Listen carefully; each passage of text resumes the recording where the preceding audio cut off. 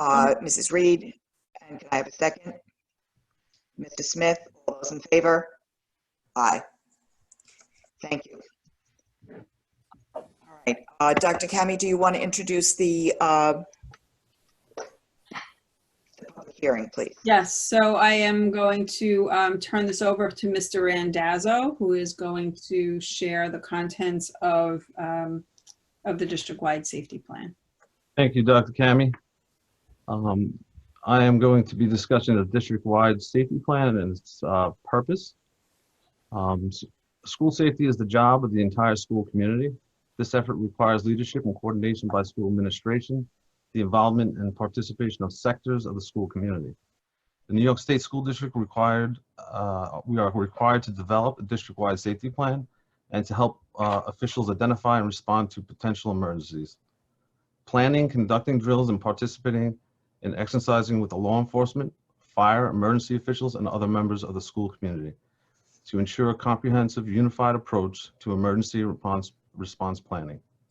The Baldwin School District team, with the guidance of the New York State Police, has developed the Baldwin Union Free School District-wide safety plan.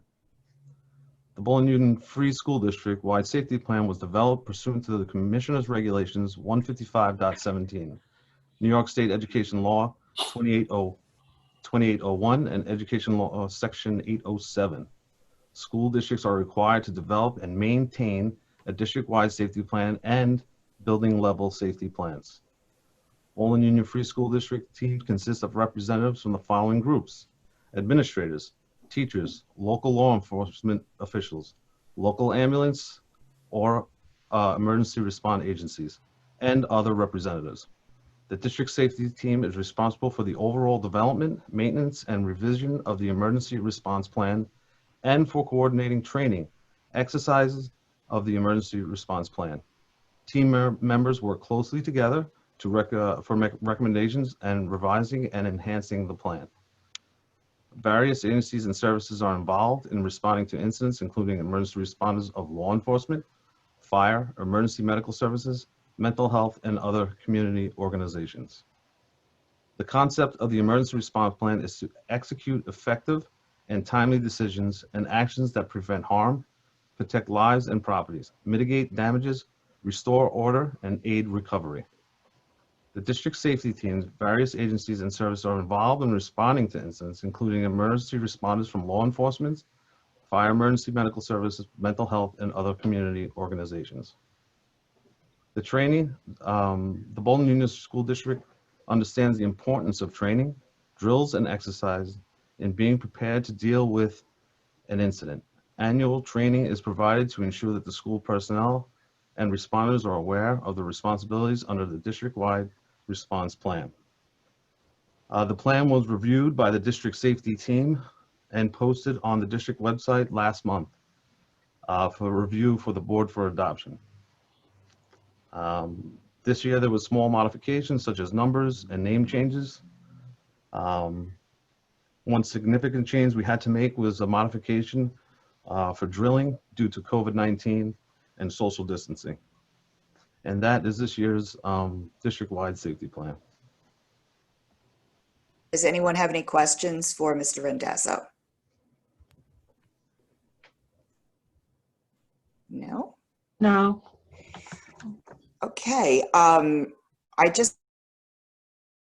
point of privilege.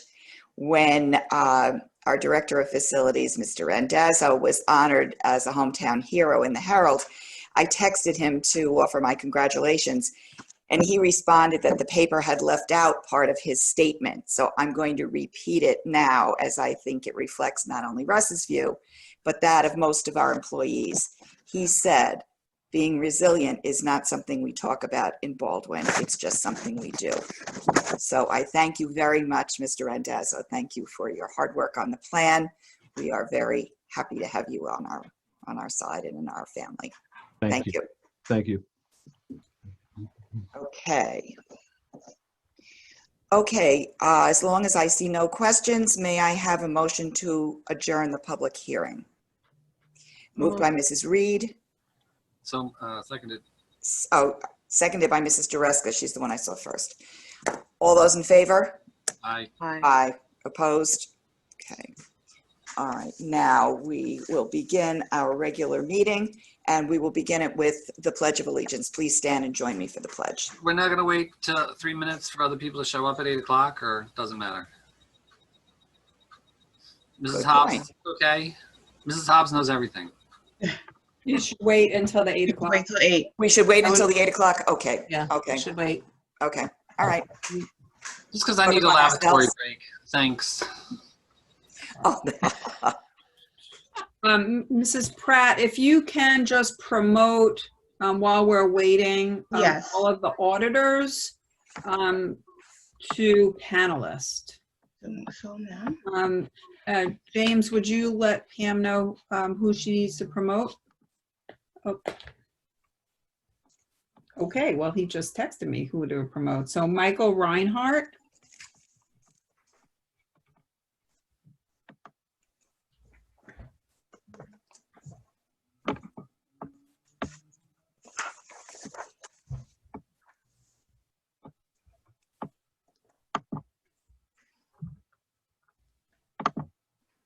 Let me know when you're ready, Pam, okay. okay, Michael's promoted. Lauren Agunzo.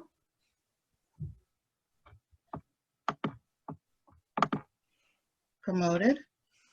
Kyle Zaharatos.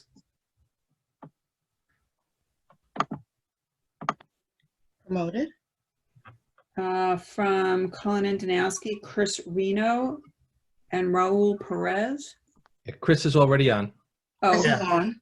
I'm gonna go take a quick run over to Raul's desk because when you sent the second link, it's for the as if you're in the audience. So I think he's on the wrong link. we're going to promote you now. We can promote him now. Oh, okay. He's promoted. Okay, and then from Serini and Associates. Oh my God, Sherry Diamond. What could be bad about somebody whose name is Sherry?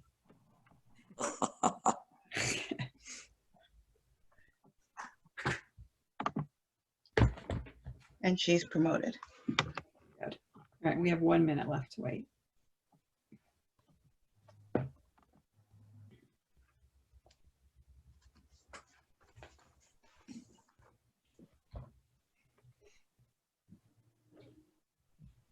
Mrs. O'Hagan, you'll start with the pledge, right? correct.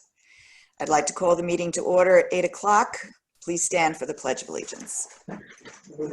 I pledge allegiance to the flag of the United States of America and to the republic for which it stands, one nation, under God, indivisible, with liberty and justice for all.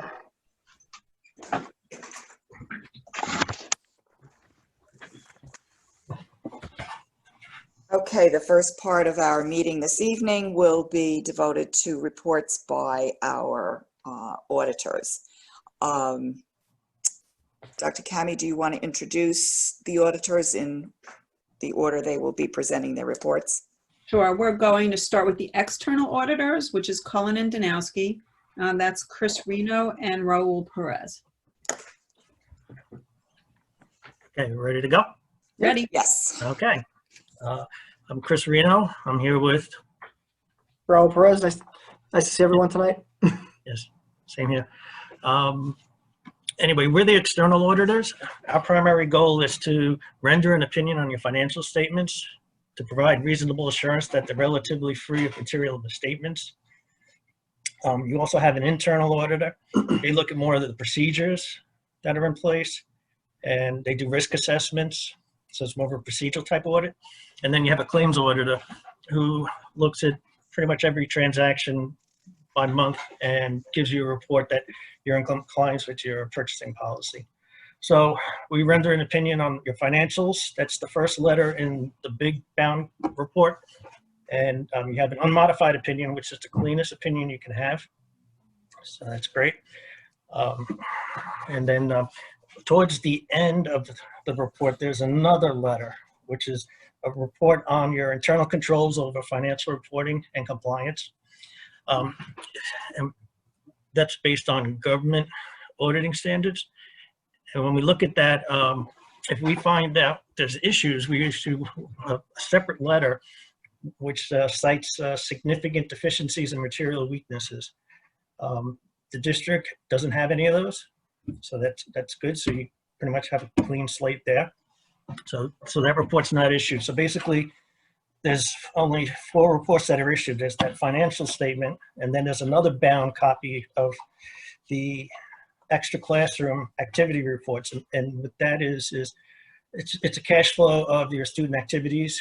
You know, start out with the beginning cash balances, and then monies that the kids raised and spent or donated, and then you have the ending cash balance, and that ending cash balance is also in the financial statements under your fiduciary funds, part of your agency fund, as they call it.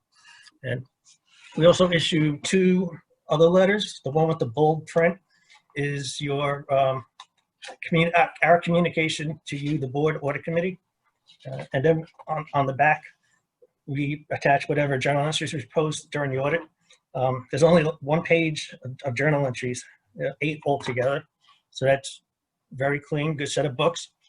As I mentioned a couple of my other meetings, you know, we had one district that had a new business official, and we had to do like 70 journal entries. And obviously they had the material weakness when we're looking at the internal controls. So, so it's another clean report that you have there. And then we also take a look at the what the controller is looking at when they do their state audits. And we put that in a management letter. And it's not a significant deficiency or material weakness. It's just other things we'd like to communicate to you that we know the controller is looking after. We had about four comments last year, and 3 of them have already been addressed. So it's great, and the other one's in process. So so that's great. So you're taking our comments to heart and doing what you can. So anyway, so those are the reports that we issued.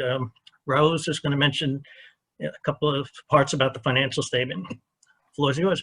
All right. So I know this financial statement is a pretty lengthy beast. If you have to think about it as there's 2 separate financial statements within this financial statement report. The first part on page, I don't know, does everyone have the financial statements in front of them? Or should I just talk in generalities? Talking generalities for me. Yeah, generality is good. That's fine. So the first part of the financial statements speaks as the district-wide as a whole. So it takes all your funds, your school lunch fund, your general fund, your special aid fund, capital fund, puts it all together. And then on top of that, it also brings in your long-term assets, such as your fixed assets. It records your pension liabilities and your pension assets for ERS and TRS. Your compensated absences for your accrued sick and vacation time for your employees for when they retire, and your other post-employment benefits, also known as your OPEB. That's an actuary calculation for all your employees who retire or who are projected to retire, and the health benefits that they're going to receive, and the district's going to have to pay out over the course of their lifetime. All that's combined together based on GASB, and based on that, the district is showing a net deficit of $60 million, which seems, very alarming. But like I said, a lot of those numbers are based on actuarial calculations, and the district is not allowed to fund a lot of these liabilities, such as your ERS, your OPEB liabilities, which on the financial statements, it comes up to be, let's see here, $193 million that they're projecting out that you're going to have to spend out for employees and their employee benefits, health insurance benefits throughout the life after they retire. So and every district is in that situation. Right. So so it's not like it's a bad thing. It's just the way GASB put together these reports. So they don't really make much sense as far as how the district's doing. It's more about the other reports which is the other financial statements, which mirrors your ST3. Right. This is a projecting for, I guess, over the next 30 years. That's how the actuaries project this. What you're really focusing on is your fund financial statements, which began on page 17 of the financial report. In there, it identifies the general fund by itself and other individual funds. The general fund is which the public actually votes on each year. And in those reports, just some key elements. Your cash increased from year over year by $1.2 million. Your receivables increased by $393,000. Your taxes receivable increased by $1.3 million. and your accounts payable decreased by almost $1 million, and your TRS liability decreased by $785,000 due to changes in your district contribution rates. All positives. So in the end, the district's general fund actually received a net income of $6.3 million over the prior year. And this is common with all the school districts this year because of COVID. Because everybody stopped operations in March, so there's Right. expenditures that were supposed to happen that didn't. Right. Mainly transportation is the one that's throughout all the school districts, and we do audits of 53 external audits, and we have it covered. We have 6 partners and 10 teams. So, but anyway, but this is throughout. It's not you specifically. This is pretty much every district on Long Island is facing the same issue. So, Just to check, Mr. Perez, you're on page 19, is that right? Yes. Okay. And that number you just mentioned, that's the net change in fund balances? Yes. Right at the bottom. Gotcha. 6.3. Can I 6.4%. just have you sort of preemptively answer a question for the board and the community, as there are a lot of community members. I wouldn't want anyone to walk away from this thinking that we've had this windfall of cash. Oh, no, you didn't have a windfall. Okay, so if you wouldn't mind maybe explaining a little bit about this quote savings from the end of next year, the end of last year, and some of the things that you're seeing already this year in terms of expenditures that were unbudgeted. Yeah. No, what's gonna I'll just add one thing real quick. No, what's gonna happen is it's gonna happen with pretty much every district. Every district right now had an increase because of the shutdown of expenditures. In this upcoming year, we're not going to see increases in state aid or any of that kind of funding. So so that it's going to revert back quickly. I'm projecting before the end of the year with most school districts that this is going to happen. And Raul, you guys right, we're seeing a lot of expenditures related to the opening of the schools. A lot of PP&E has to be Right. purchased. A lot of additional equipment to keep the staff safe. The partitions, extra masks. Also, overtime for certain employees to get everyone the school up and running. A lot of costs related to some schools are having to hire. To purchase trailers to store a bunch of equipment because they have to create that 6-foot distance for the school for the students. So there's a lot of extra expenditures that are going in to keep the students and the staff safe. On top of, like Chris mentioned, we're looking at either a stagnant or a decrease in projected state aid going forward. So you guys might lose potential of 20% of your state aid for the 2021 school year. So it's the savings you have now, as of June 30th of these financial statements, will potentially be eaten up probably by the end of this calendar year.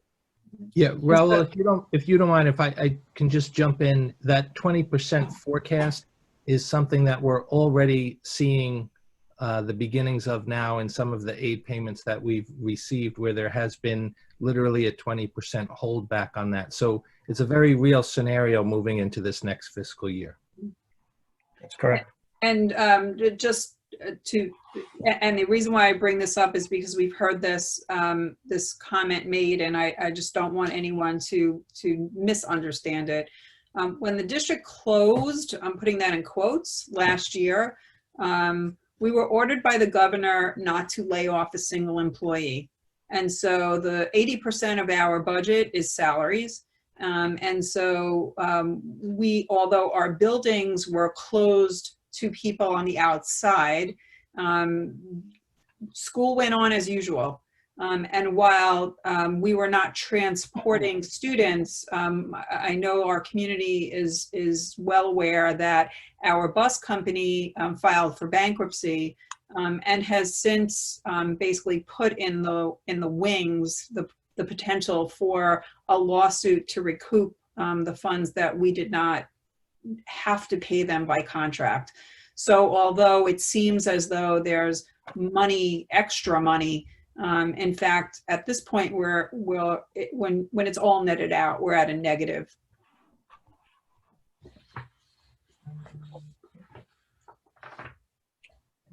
So that's pretty much the external audit. Tonight, you'll approve the reports, and then tomorrow we'll file with the state. And if there's any questions, we're here. Yeah, does anybody have questions for Chris or Raul? Just one. I mean, in terms of next year, I'm thinking going forward, have you heard of any changes in terms of how the audit will be done based on the pandemic? Are they changing any rules? The fact that there was a period of time things were done remotely. Have you heard or seen that? Well, the changes are already taking effect because, when we do the audit, we do the interim, in April, May. So, so it already took full effect. And with our firm, we have, I'm actually the IT partner. So we have, really, good technology. We already, are in the cloud with our audit. So, basically, wherever we are virtually on our network. So, we still actually have a majority of our staff still working from home, either due to susceptibility or whatnot. So basically, when we're actually physically at the district, and if we weren't physically at the district, it really didn't phase anything because, as you know, we still filed the audit on time. We didn't run into any issues. So, so that's the only difference. So it's more less time on site, basically. Other than that, the audit pretty much the same. So, so we really didn't skip a beat too much as far as that goes. It's just maybe on the district's end, they had to do a little more scanning than normal to send to us, so because we weren't physically there as much. We're trying to keep the social distancing, and depending on the district, if they want us physically there or not. Some districts, didn't want us there at all, which is fine. And, so we were able to still complete the audit. So that change has already really taken effect for us. And, so that's pretty much it. And on the flip side, we actually, we interviewed the staff and management as far as any additional procedures that happened during the shutdown and during you guys going virtual for a while. And we made sure that transactions were still being processed appropriately. And we did some sample selection throughout that phase and made sure that everything was appropriate. Right. Well, kudos to the team, because I can only imagine how much harder it was to handle and manage all of that remotely during that period. It was interesting. I agree. I thank you, Chris and Raul. I there's nothing we like to hear better than a nice, clean audit. And it certainly reflects very well on Dr. Robinson and our business office that despite what's going on, that everybody has managed to keep everything in line, keep the books clear. We're really very pleased. So thank you very much, Chris and Raul. You're welcome.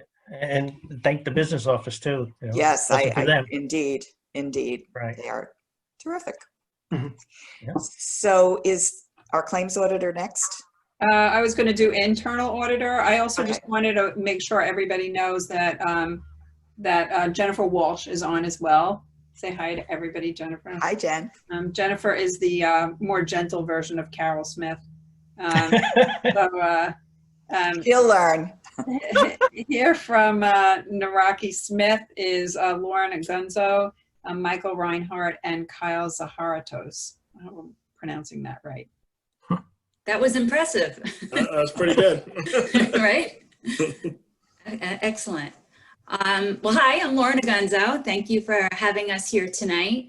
We're here to present our risk assessments, actually our initial risk assessments. This is our first time through with you all. We did have I guess a preliminary meeting back in the beginning of the pandemic.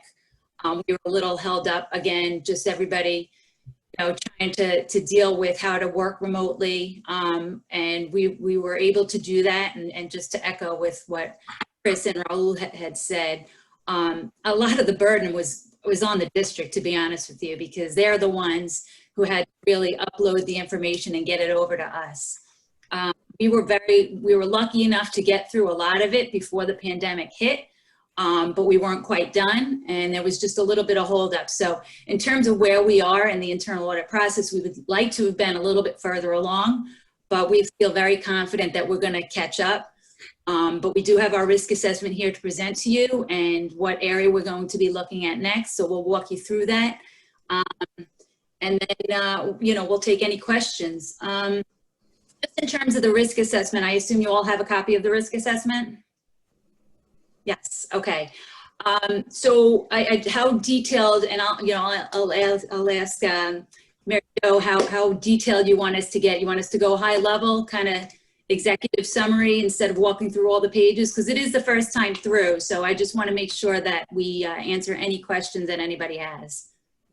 I'm probably not a good one to comment because everyone knows numbers are my thing, but this is actually this is my favorite part, is the risk assessment. Okay, So, good. There's not a lot of numbers in here, so that's You're right, good. exactly. It's much more of a narrative, so I like it much better. It is, But yes.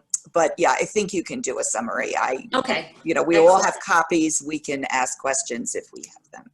Absolutely. The first few pages are really just basic, our agreed upon procedures letter, our overview of the risk assessment, our objectives, our scope and methodology. But if you go to page 4 of the risk assessment, that's where our executive summary is. So what this basically does, it kind of summarizes the risk assessment on one page. And then it really summarizes pages 5 and 6, which is our grid of the 19 different areas that we looked at. So we had 19 business processes we looked at, and 85 sub-processes within those 19 areas. We had no high risk ratings, so that's excellent. We only had 4 areas that had moderate risk and 81 areas that were low risk. So I have to just say, for a first time through, this is excellent. It's such an excellent risk profile, and it's something that you should be very happy about. We did have some recommendations. We had 7 recommendations, which will give you some of the, we'll give you the high level of those. But in terms of the area that we'd like to look at, there was nothing that really stuck out that said, hey, we have to look at this area. But there's just areas that are more significant, to the district that we think need to be looked at. So one of the areas that we thought was good, because it is a big part of the district's budget, is the benefit cycle. So I know that the superintendent and Dr. Robinson thought that that was a great area to look at as well. So we've actually kind of got that a little bit underway. So I certainly want you to think about that and let us know if you have any thoughts. We do plan on doing another area before the year ends. So we certainly will take any feedback that you have, if you have any concerns or areas that you want us to look at, okay? And then when you go to page 5 and 6, that's really where you see where our risk ratings are. So just so you understand what we're looking at here on this grid, over to the left, we have the business process areas. So those are the 19 areas that we were talking about. So it starts with governance and planning, budget management, accounting and reporting, and it goes all the way down into cybersecurity with a bunch of areas in between. Then we have the business process categories in the next column, which are the 85 areas that we talked about. So like I said, of those areas, none of them were high risk rating, okay, which is excellent. So that's the risk within your district. So if there were, based on your controls. So the next column is the inherent risk, which reflects the risk in the area if there were no controls in place. And then what we have is 2021, and that's where we talk about what area that we want to go into. And that's where we looked at the benefit area.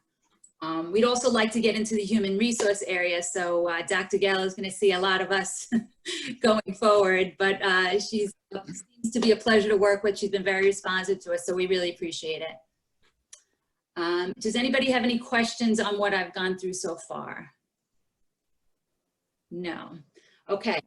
Would you like us to go through each of the observations or recommendations, or do you have any questions about them? I'm guessing you can give us the high spots, the summary.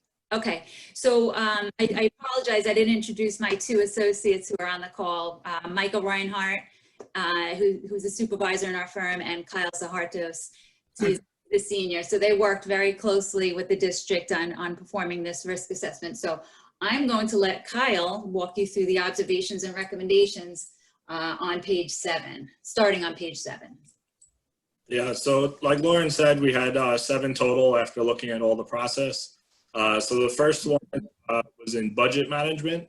The budget transfers are done electronically within Wincap.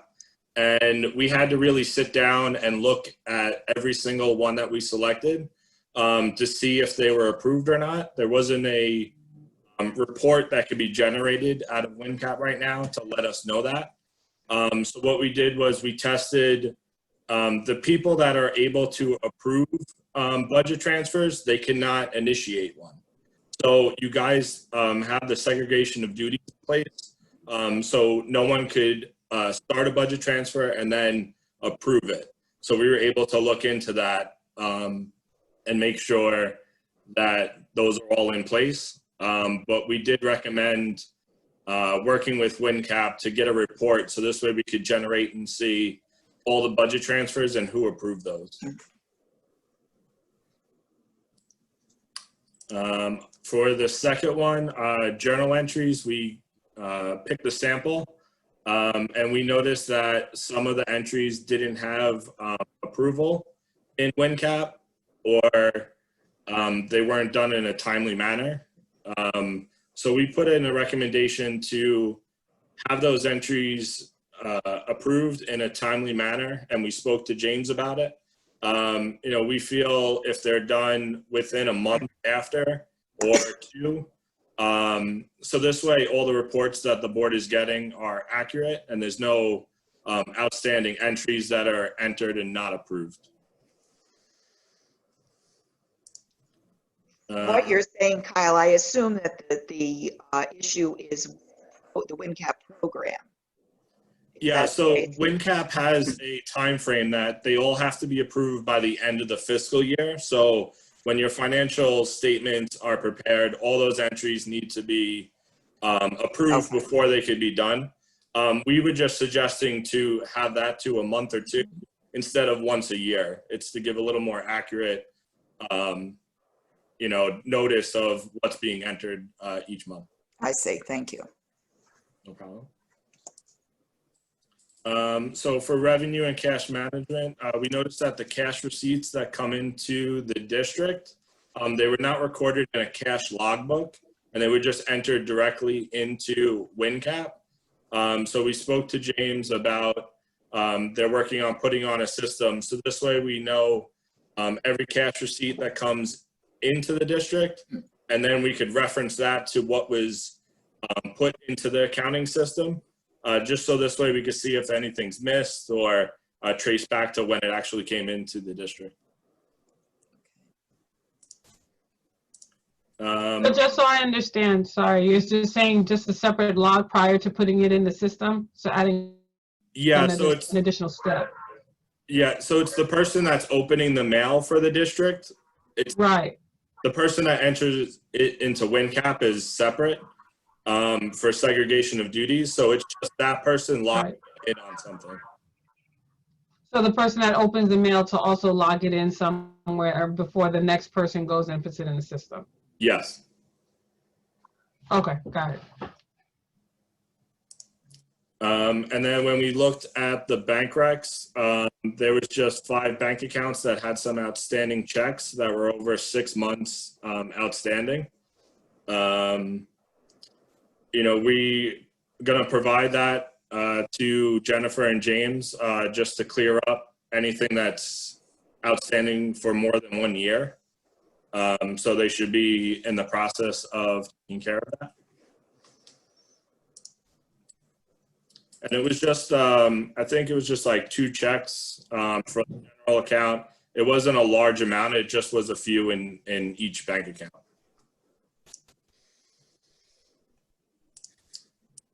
And for the payroll, when we did our interview process, we noted that any unclaimed paychecks that went to the different schools came back to the payroll department, and then they would be distributed out to the employees. So we were recommending that when a paycheck comes back, it doesn't go to someone in the payroll department because they're the ones that issue the paycheck. So over the pandemic, that process has now changed, that the checks get mailed directly to the employees. So there's no longer going to the separate schools and then coming back to the payroll department. So once the payroll department distributes them out, they're at the employee's address and not being handled back and forth between the schools.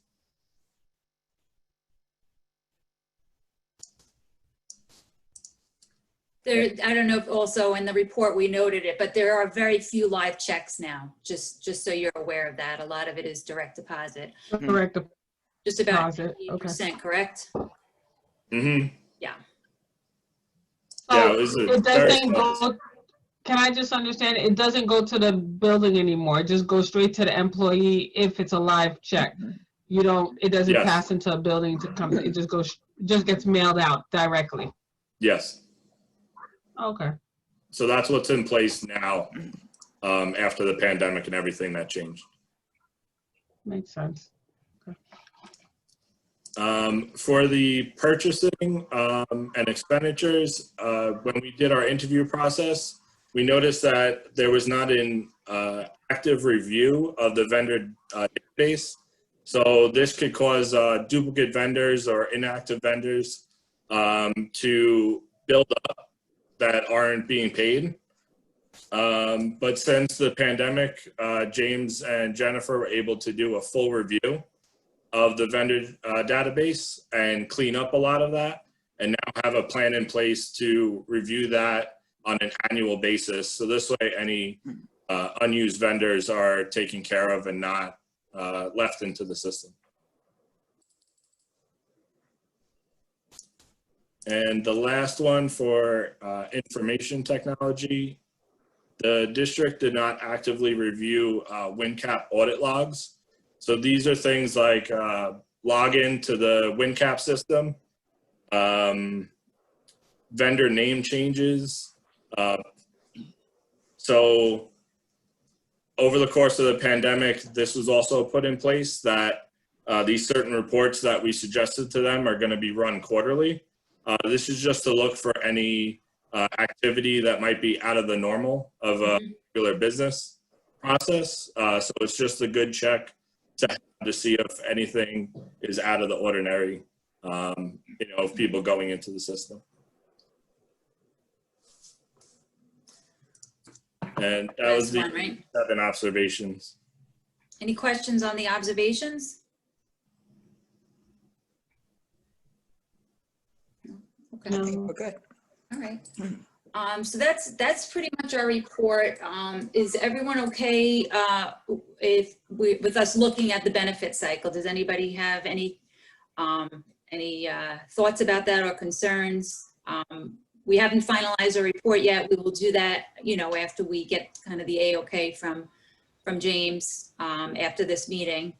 But we'll finalize it and we'll move ahead with that area. Does Okay. anyone have So any- none of these recommendations involved adding additional staff or anything. Dr. Robinson, you agreed with all these recommendations as well? Well, we had some spirited debates about.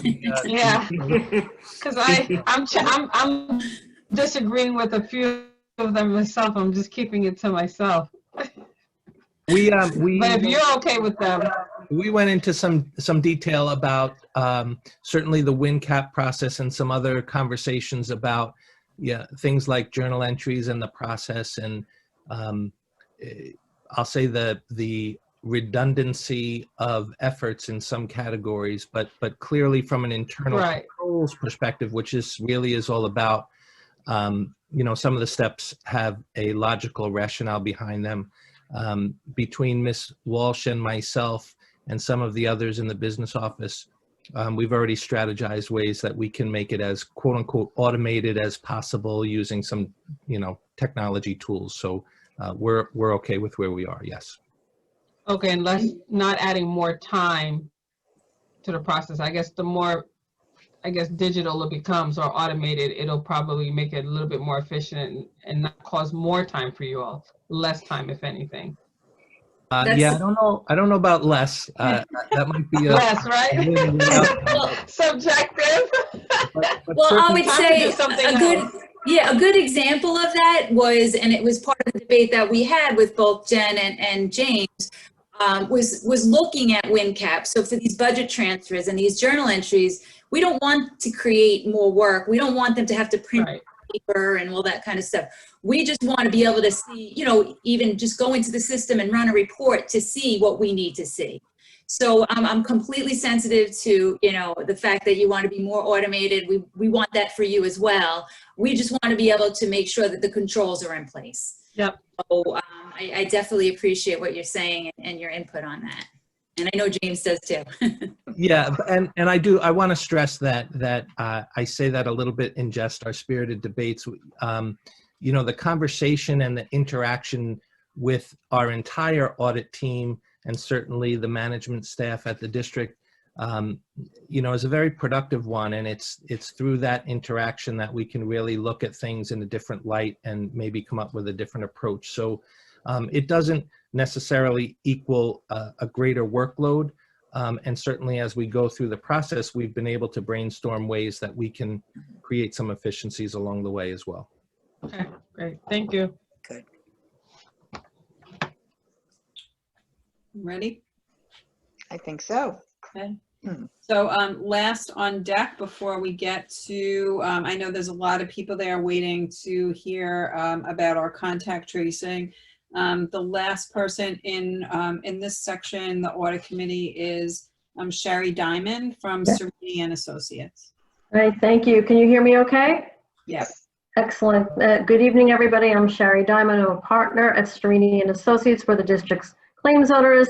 Last but not least, you're getting a lot of audit information tonight, really good information, and it's good to hear that you're doing so well. So we're relatively new to the district. We started doing the claims audit process back in July. So we're going to report on what we've seen for the first 3 months, the first quarter of the school year. As claims auditors, we look at every vendor payment that the district makes from the general fund, trust and agencies, school lunch fund, federal and capital fund as well. I'm going to summarize the 3 reports for you, and it's going to move pretty quickly. The total claims that we looked at for the 3 months was 1,023 claims. The total value was approximately $13.5 million. We had 6 findings, which we'll go into, 6 other matters, which I'll also explain, and the overall incident percentage was 1.18%, which is extremely low. And you can ask questions anytime. Feel free to interrupt. I'm just going to break down what we saw in each of the 3 months that we visited. So for July, we looked at 263 claims, a value of approximately $3.8 million. We had no findings and no other matters.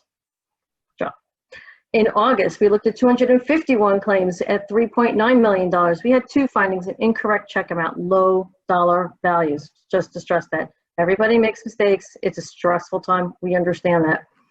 3 other matters. The other matters, which are the bane, just really a thorn in most district side, is confirming purchase orders. That's when somebody initiates a purchase without going through the correct purchase process. We see this all the time. There are lots of strategies to reduce this, but it's going to happen when you have a centralized control in a decentralized environment. And to add COVID on top of it, honestly, it makes things a whole lot more difficult. In September, we looked at 509 claims, totaling approximately $5.7 million. There were 4 findings there. 2 of them were incorrect check amount, and 2 we needed additional backup for in order for us to feel comfortable about ensuring that we have all the correct support, as we have to adhere to your policies, state ed laws, as well as general municipal law, GML. We want to make sure that all the vendor support is there appropriately, and the rates are there, the contracts are all in place. And we're relatively new, so it takes a little bit of an uptick, to get everything and all that information to us. We also had 3 confirmings as well. I don't know if you've had any questions about any of the information. I think we provided in the September report like a snapshot of the quarter, so you get to see it as a contextualized 3 months. I do want to add, though, that we've had already, in the very short time that we've been with the district, a lot of proactive measures that the district has implemented. We've sat together, we've worked together to improve the internal control structure of the purchasing and the claims auditing process that we can manage. We have worked with management to educate the staff. They continue to do that. They continue to be very proactive about educating the staff on the district's purchasing policies and practices, and making sure that all authorizing administrators understand and abide by the district's purchasing policies. And we have a good rapport already with the business office staff where they know to come to us with any questions or claims audit related questions, purchasing or accounts payable questions before. So that's really what we're looking to do, is to improve the process within the district, getting them to strengthen their controls more, and continue on a very good relationship so far. Any questions about any of the things that we looked at for the first quarter? I have the The only quickest. thing that I want to add for everybody, especially the board and the community, is that everything that you just heard with the favorable report was in a time of COVID. It was when everyone went home, technology went home, everything that we do changed like this, and so, even in that environment, the controls are so tight and the business office is so good that there was little to no findings. And that was exactly, and I want to reiterate that on behalf of the board. It is there, as I said earlier, there's nothing we like to hear more than how clean the books are, how tightly run the business office is. Not that we didn't know before, but it's really wonderful to hear this, and we have heard this continuously over time, and the errors are so small and really reflect the degree of scrutiny that the auditors are placing in our books, that they have come up with these pretty minuscule errors. So I thank you all very much. We appreciate it, and I reiterate again that we are very, very proud of our business office and pleased with the work that they're doing for the district. So thank you. Okay, yes. Okay. All the auditors, yes, everybody can. But you're welcome to go. Yes, yes. Have a good night. Thank you very much, everybody. Yeah, good night, and thank you again. Good night, everyone. Thank you. Thanks.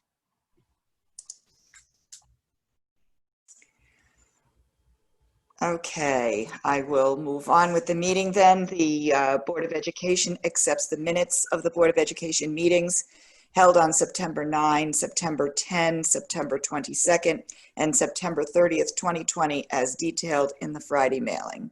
So moved. Moved by Mrs. Reed.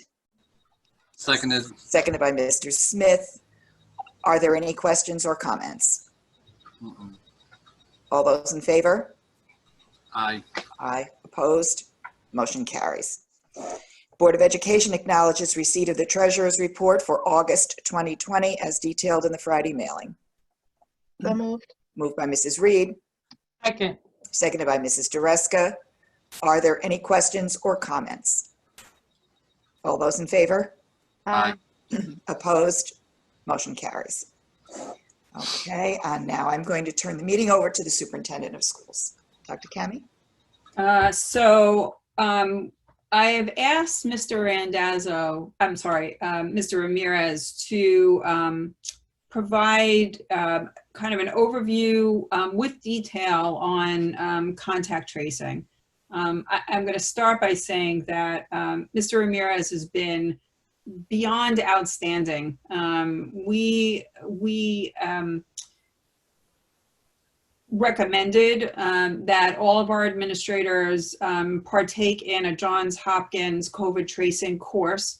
Mr. Ramirez was the first one to do it, and so the prize for doing a job well done is more work. And so Mr. Ramirez was crowned COVID King, and he is the point person for kind of the first step whenever there is either a call from the Department of Health or a call from a parent or a staff member about a COVID-related illness. And so he's done an outstanding job. Kudos as well to Dr. Gallo, Mr. Mignella and Dr. Robinson. This has been a team effort. Mr. Randazzo for all of the work that he's done in our buildings, making sure that they are safe and clean and disinfected. But the purpose of the presentation tonight is for the board and the community to really understand the process, the rules and regulations, and the why, right? Why we do what we do. I believe that you will find it to be very informative. It's a lot to take in all at once. Mr. Ramirez has agreed to present to PTA Council as well. So you may have to hear this a few times before it makes sense. Having been through it, all of us together a few times now, you know, I'm confident in saying that we know what we're doing, but I also want to reiterate that every single case is unique and handled differently. There is no formula. Just like everything else that we've been through since March, there is absolutely no formula. There are kind of regulations, there are accepted practices, there's guidance, but we have not seen one case that is the same as another. So Mr. Ramirez, are you, you are a co-host, so you should be able to share your screen. Okay, good evening, everyone. I'm going to, let's see. Hi. Okay, here's what I want. All right, so I'm guessing everyone can see that now? Yes. Okay. So contact tracing in schools, before we really get into what the process is, there are terms that we have to become familiar with when talking about contact tracing. And the first is what close contact is. So this is the criteria used by the CDC, the New York State Department of Health, and the Nassau County Department of Health, and what they use for exposure. Close contact is when a person has been in contact with a positive case within 6 feet for more than 10 minutes. That is what is considered close contact. And when we do contact tracing, that is what we're trying to identify. Isolation.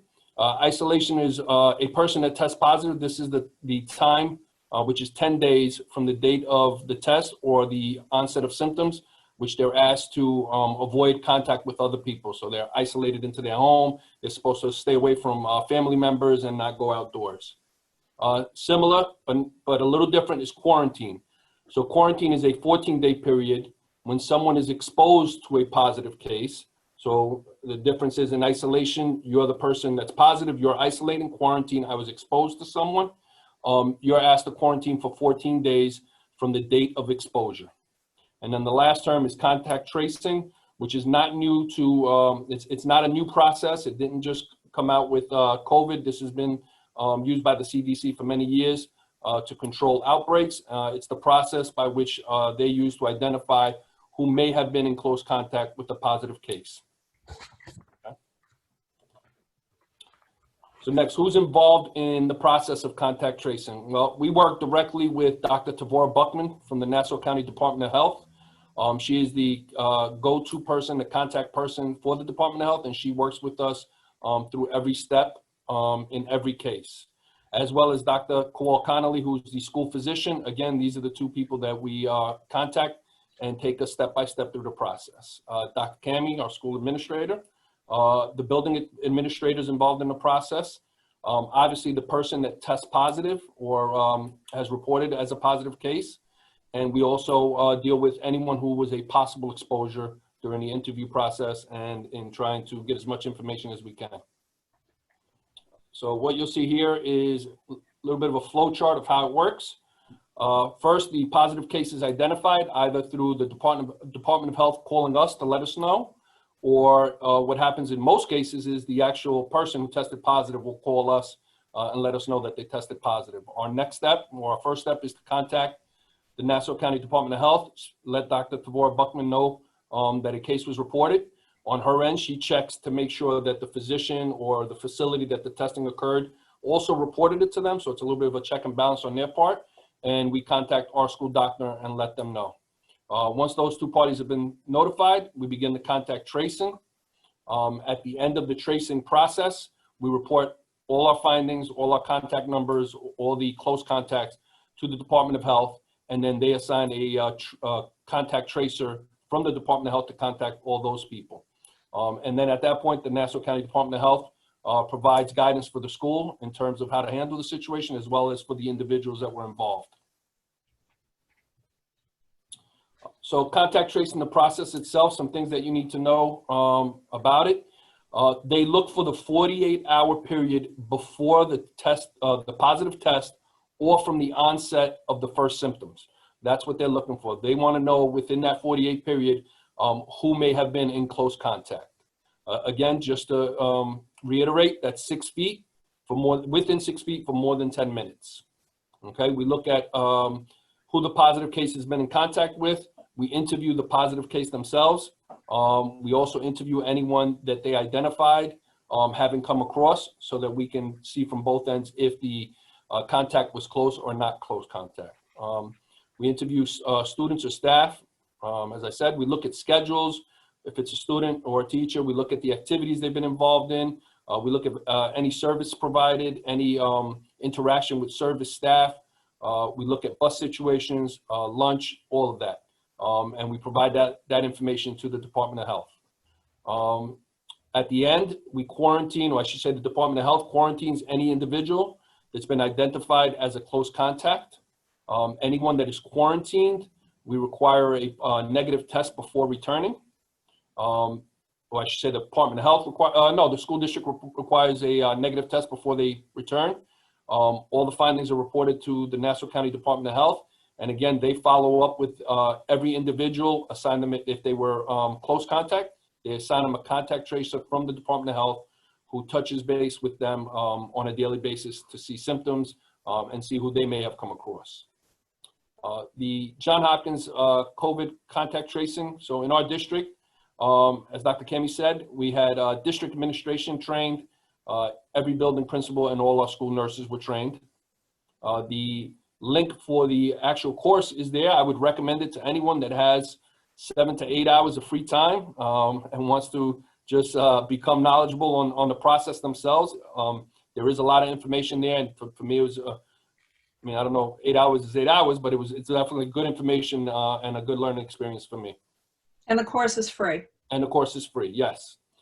So some of the questions that I often get is how the determination for school closings are made. So there's really two things that you look at. There's regional closings, and then there's individual building closings. So you may have heard Governor Cuomo identified areas as hotspots. He categorized them into 4 different spots: red, orange, yellow, and then really just a normal color, or no color, I should say. So the regional shutdowns are monitored and dictated by the New York State Department of Health and the Nassau County Department of Health based on these hotspots. If you're in red or in orange, or considered red and orange as a hotspot, in-person instruction is closed down for an automatic 2 weeks until they can determine if you lower your status or if you remain there. If the numbers drop, you go into what's called the yellow zone hotspot, and you can be open for in-person instruction, but you're required to conduct random surveillance testing for a portion of your in-person student, staff, teachers for at least 1 week until your numbers drop again, and then you're no longer yellow. And that is the requirement by the New York State Department of Health. So, Mr. Ramirez, I'm just going to jump in there because that's new. And the requirements around that is to test 20% of students and staff.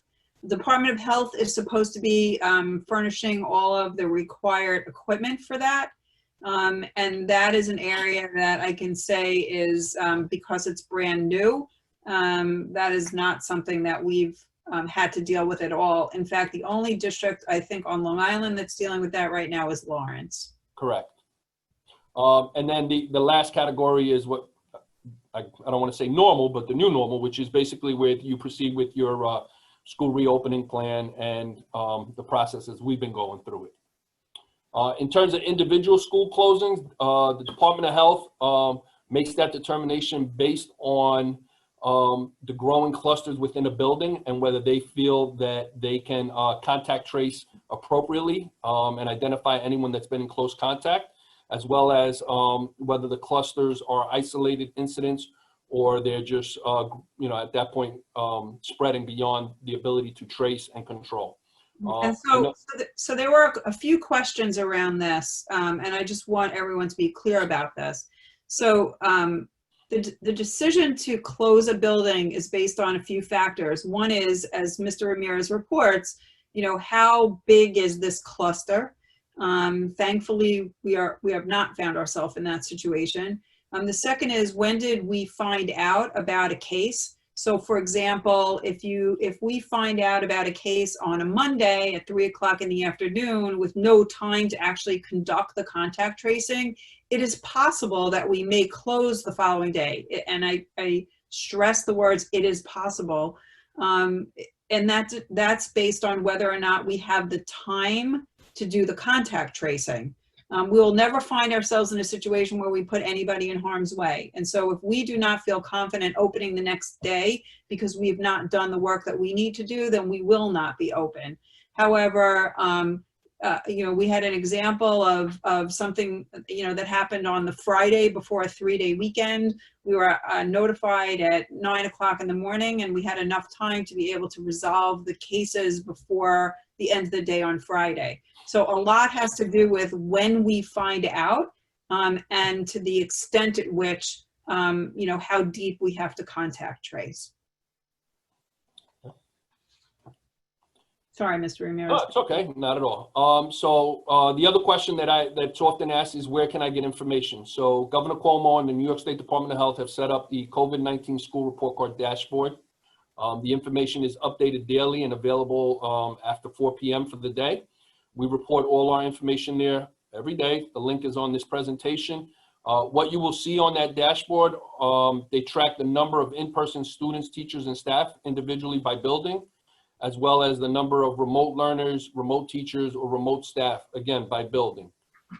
They also track the number of students that are referred to a physician. So that what that means is anyone that comes into the building and may show a symptom, we have them see a doctor and request testing, or as you'll see, there's some other options in the next slide. So those numbers are reported as well for teachers and staff.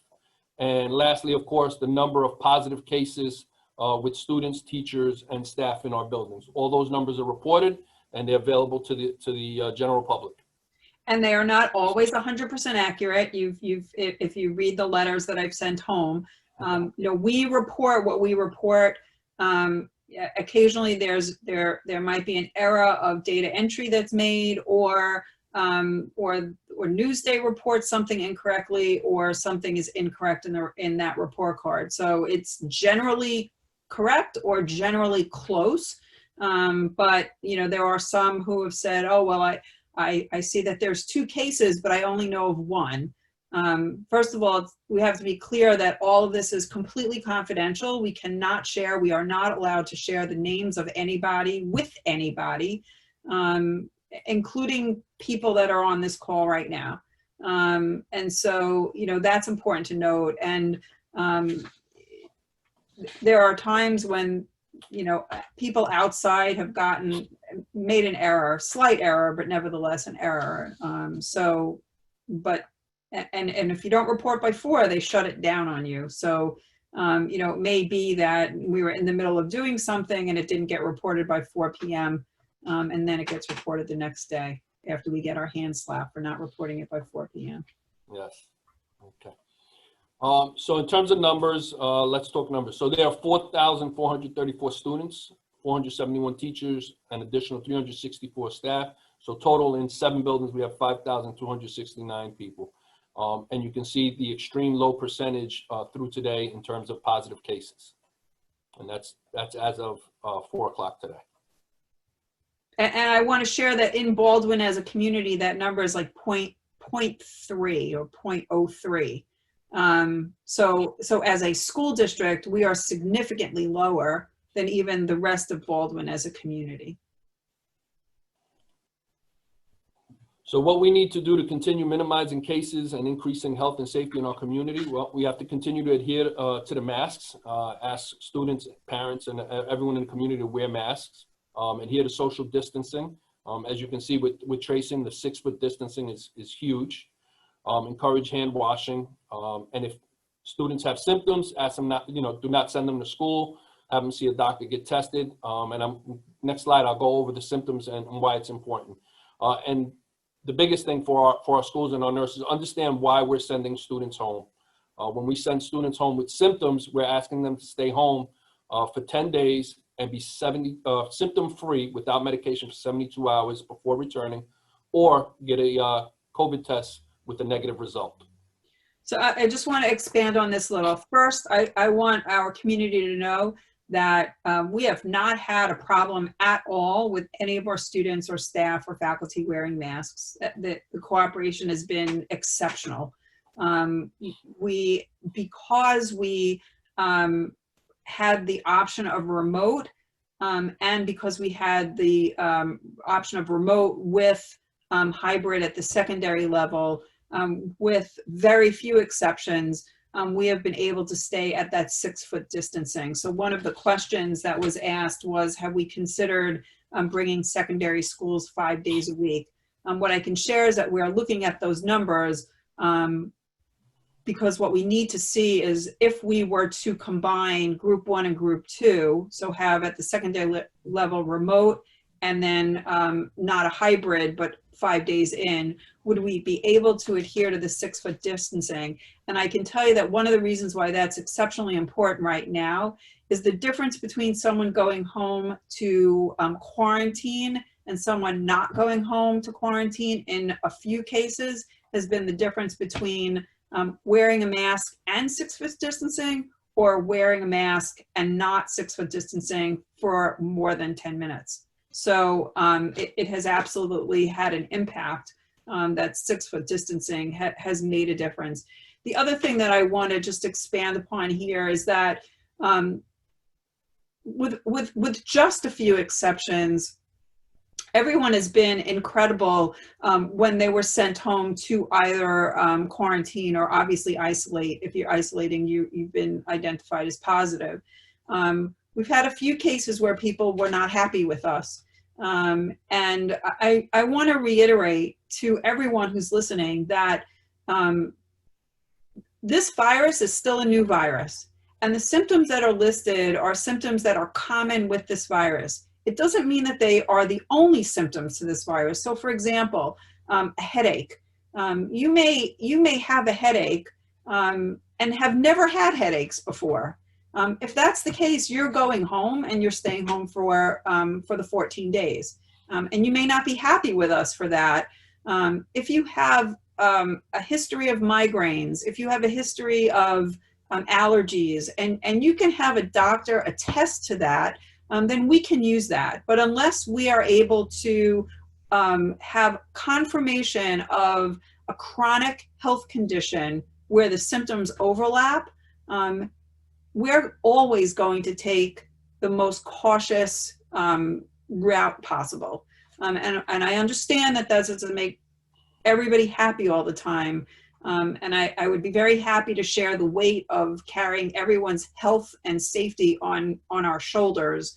But we are always going to do what is in the best interest of everyone, and we're going to be a little bit more cautious than possible.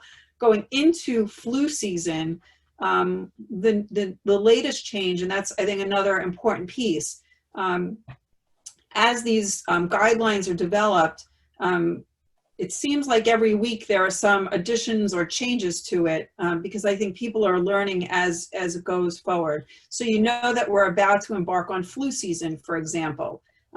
If somebody has symptoms of a flu, of which there is a lot of overlap with COVID, and gets tested for the flu and comes back with a positive test for flu, we can accept that positive test for flu, and then you have to be 72 hours symptoms free. But all of that, there's a lot of subtlety here. And again, what we do is we consult with the Department of Health. Dr. Buckman has been absolutely outstanding. Every single district in Nassau County has sung her praises, and I know that we can attest to the same thing. But it's all done in conjunction with the Department of Health and with our doctor. And nobody has a crystal ball, and nobody wants to be wearing the Superman cape. We really want to make sure that we protect the health and safety of everyone. And if it means we're exceptionally cautious about it, then we're going to be exceptionally cautious about it. Mr. Ramirez? So this next slide is really for parents to understand what the symptoms that we're looking for and to avoid sending your son or your daughter to school if they, demonstrate any of these symptoms. Fever of 100 degrees or higher, chills, a new or persistent cough, shortness of breath, nausea, vomiting, diarrhea, congestion or runny nose, fatigue out of the ordinary for that person, muscle or body aches, sore throat, a prolonged headache, so anything that lasts 30 minutes or more, and obviously, which we've heard, loss of smell or taste. These are the symptoms. If anyone in our school, if a student comes down to the health office and they have one of these symptoms, we're going to send them home and ask that they, stay home for 10 days, again, 72-hour symptom-free before they return, or get a COVID test with a negative result so that we can, ensure the safety of the other students and the staff in the building. I would also be remiss if I didn't publicly thank the nurses in our building. I will tell you that our nurses are our heroes right now. They have been exceptional during this whole thing. They've walked into a job this year that was not anything that they had ever done before. They're on the receiving end of every young person who is not feeling well. We do have quarantine rooms in every single one of our buildings, and so if anybody shows with any of these symptoms, they are not in the same room as the nurse's office where all of our kids go for things like Band-Aids and stuff. Kudos to our nurses who are doing an exceptional and an outstanding job. There's some other questions that we received related to this, so I'm going to read them. Ed and you and I will take a stab at them. So, why does the school not close when contact tracing takes place? I think I explained that. As long as we can contact trace in a reasonable period of time, keeping in mind that the person who is showing symptoms is not in our buildings at the time that contact tracing is going on. We've not had issues with contact tracing to this point. The process has been explained. A question: if a student in one building was contacted or was positive and has a sibling in another school, what's the process? So that's the difference between being isolated and being a close contact. So if I were tested positive and I am living in a house with my family, the rest of my family is now quarantined with me. So I'm isolated, they are quarantined. I am in for 10 days, they're in for 14 days. So you might ask, why would somebody who is sick only be isolated for 10 days when somebody who is just a close contact is 14 days? And that's because of the amount of time that it takes for the symptoms to begin to show. Do you have anything to add on any of those, Ed? No, I would just say that obviously anytime we have a positive case reported, we quarantine the siblings. We do a search to see any siblings or any family members that are in the district. And we immediately quarantine them and have them sent home.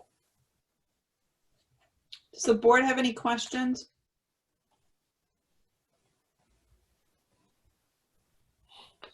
I know what you all want to ask, right? Where in becoming an educator did you learn all of this, and did you become proficient in this? Can you guys hear me okay? Yeah. Mary Jo, you can go. I was just have going questions, to but ask you can take it or whatever. Or if all of this is on the website. We can post the presentation on the website. I mean, it's an excellent presentation, but it's, as you said at the beginning, it's an awful lot to try to absorb. And I think it would be useful to have it available on the website, or even, local, each individual school perhaps, or whatever, but to get it out there as much as we can, I would think would be a good thing. So Marcy, I know, is on, she's an attendee, and she is our PTA Council president, and is going to host the same presentation at PTA Council for the representatives from other PTAs, and we will do the presentation at whatever PTA wants to get that done, as well as for we've started to do for staff as well. Thank you. I have two questions, or three, actually. The first one is surveillance testing. Can you explain that, what it is? Because you said it tests 20% of students and staff. What type of test is being done on these students and staff? So this is new to us, and thankfully we haven't had to do any of it. The only people that are involved in this are districts in the zones, those red, orange, and not if they're closed. But, well, actually, we don't even have clarification on that, to be honest. Just the yellow zones. And so it's the COVID tests. Okay. And you said they're going to provide that? Well, that's what they said. That's what they said. Right. The other thing was cluster determined by, is the cluster determined by a number in the number of cases in a building? Is that what's the definition? How did they define it? In the community, not the building. Go ahead, Ed. So for the building or the region area? It's not in the building, it's in the region. So for the region, it's based on a percentage. They have a set percentage that they look of positive cases in the area that determines what the cluster is. Okay, thank you. And then I think lastly, you said for Baldwin it was 0.03. In the community, Newsday reports on it every day. Right. And I believe today it was like 0.3. Oh, 0.3. Okay, I heard it correctly. Okay. All right, this was great. Thank you, Mr. Ramirez. This was really helpful. Thank you. You're welcome. Karen? I just had a specific question because I'm not totally clear. So if, let's say, hypothetically, completely hypothetical, I was exposed to someone who had COVID. Tested positive. Tested positive. So then I get the test and I test negative. You're Let's still say I do a quick, am I still required to quarantine? Yes. Yeah. If you in contact, regardless of your test, you have to wait the 14 days before you join. And the reason is they want to make sure that you have time to see if any symptoms show up. And remember that being in close contact means that you are within 6 feet for more than 10 minutes. And is with or without a mask. Okay. And that's a Department of Health regulation, That's correct? a New York State Department of Health and a CDC guideline. Okay, thank you very much. To add to Mrs. Reed's question, and this is only because a doctor mentioned it to me, is it true that when you are exposed, you should not take a rapid test, or they are saying that schools will not allow a rapid test? They rather you take a regular COVID test that takes usually 3 to 5 days. The rapid test has a higher level of inaccuracy, and that they prefer the schools will not to accept that. Just to clarify. Dependent, again, we got to remember every situation is different. In most situations, when a person has been exposed, what they're doing now is they're actually doing both. They'll do a rapid, which is 90%, and then they'll do what they call a PCR, which is the one that gets sent into the lab, and that's a 98% accuracy. Right. In most cases, that's what they're doing now. The rapid test depends also on the time of day, because the availability after a certain hour, the facilities don't have them, so the rapid test may not be an option. Okay, thank you. We don't prefer the rapid tests because even though it seems like 8% isn't a lot, 8% is a lot of false negatives. Thank you. You're welcome. I'm just so impressed, Mr. Ramirez. This is hard and complicated, and I'm sure with no one being happy. So kudos to you. This is really great information. A lot of information to capture. A lot of information. I would And I also want to thank Dr. Gallo, because Dr. Gallo has been Mr. Ramirez's sidekick in this. Other way around. So it's as in everything that we do, honestly, everything's a group effort. Some people take the lead and other people take the support.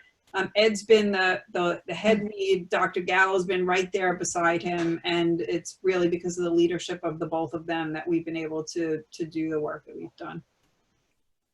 That's very impressive. Thank you. Any other questions from the board? All right, Mr. Ramirez, you can go home now. Mr. Ramirez is still at work. Good night, everyone. All right, thank you. Good night, Ed. All right, bye-bye. Good night. Thank you. You're welcome. Good night.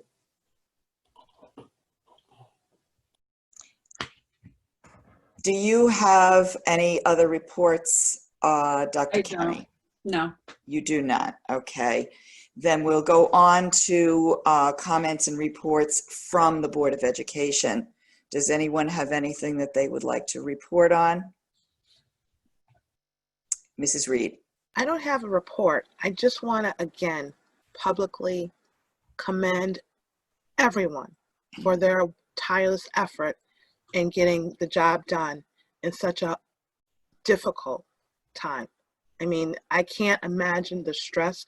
I mean, I used to be a teacher, and I'll tell people at a moment, I'm so glad I'm out right now, because while I have a thing for working with kids, and I would never, that is my heart, but the things that the teachers, the educators, everyone, all the administrators, everyone who's everything that you guys are having to deal with on a day-to-day basis, it is not easy. And so I would like for you to know, just from me, I'm not speaking on behalf of the board, but I'm sure my sentiments are echoed, that you are to be commended on the job well done that you're doing at such a difficult time. I agree. On behalf of everyone, thank you. Absolutely. Absolutely. Okay.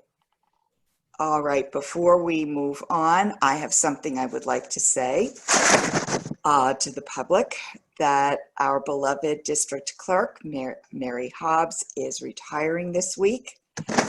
And retirements are always both happy and sad. And while her work family is sad to lose her, we are happy for her as she rides off into the sunset in her RV with her husband, Larry, to travel the country. And when she's not on an adventure, she will have more time with her family, including her dad, Bill, and her children, Juliana, Chris, and Chris's wife, Fiona. Mary's responsibilities here in the district are substantial, including oversight of all elections and budget votes. But for more than 12 years, she has also been the gentle reminder who keeps the school board organized and informed, and a warm, welcoming voice on the district office phone for board members and community members alike. So thank you, Mary, for the years of friendship and service. We wish you a future of sipping your Sumatran coffee around campfires and enjoying the companionship of family and friends. Farewell. Thank you. Thank you. We will miss you. Yes. Thank you. Miss everybody too. You made me teary-eyed. I thought I was going to be fine. Thank But you, Mary. it's been a wonderful 12 years. Thank you so much, everybody. Well, thank you. Thank you. And come back and visit. You know where we are every month. I know. I'll come through. Okay, Dr. Kemi, are we going to do our comments or questions from the public now? We have, you can, sure. I think I did most of them, except there was just a few that I Okay. was using for you. If I may, I know that we have received a couple of letters, a few phone calls from members of the public regarding the recent vote on Innovation 2020. I prepared a letter or statement, whatever you want to call it, that will be submitted to the Herald, kind of giving our feedback. So I would just respond publicly with some of the language that I used in the statement that I'm giving to the Herald. And a couple of questions that came from the public, one of which was, are we going to do, put it up again in a pared down version? And our response to that is that over the past 4 years that we have been collecting information, suggestions, polling the public, the community, having meetings, the top items that the public was interested in seeing in this, one of them, for instance, was air conditioning. And it's also one of the most expensive items. And really, how do you pare that down? Do you do only middle school and high school? Do you do 2 of the elementaries and let the others wait? We don't really see an easy way to pare down some of the things that have been recommended, some of the things that were requested, including cafeterias in the elementary schools. Do we do cafeteria in 2 and not in the others? I mean, I don't know how you would do that. And bond votes are usually carefully constructed in order to have items in there that appeal to strong constituencies in the community. And the other group, the groups of people who are very vocal, are parents of student athletes and parents of our music and fine arts students. And paring back items that are near and dear to all of those potential supporters doesn't really seem to make much sense either. So I'm not sure that paring down the request is something we can see our way to at the moment.